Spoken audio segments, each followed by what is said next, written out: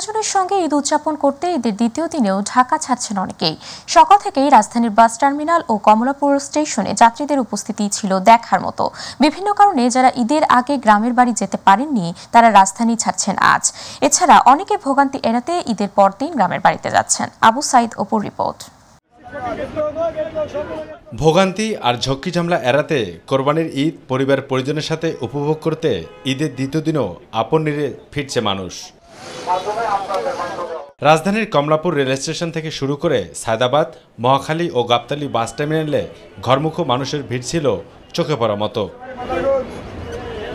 তবে কেন এই ছুটে চলা, সেই প্রশ্নের উত্তর দেন ঘরমুখো মানুষজন। বাড়তি ভাড়া আর কিছুটা অসন্তোষ থাকলেও শত ক্লান্তির মাঝেও ফিরছেন নিজ গ্রামে। খুবই ভালো লাগছে। আমি যেহেতু ঈদের আগে যাইতে পারি নাই যানজটের কারণে, ঈদের আগে যাই নাই, প্রচুর ভিড় ছিল, এই কারণে ঈদের পরের দিন যাচ্ছি। আমরা দেশে যাচ্ছি, অনেক আনন্দ লাগতেছে। ঈদের জ্যাম অনেক ছিল বেশি, তাই দেশে যেতে পারিনি, তাই ঈদের পরে যাচ্ছি।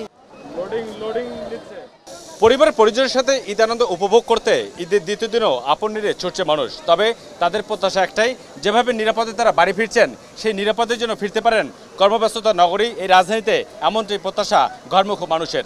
মহাখালী বাস টার্মিনাল থেকে আবু সাইদ অপু, মাই টিভি, ঢাকা।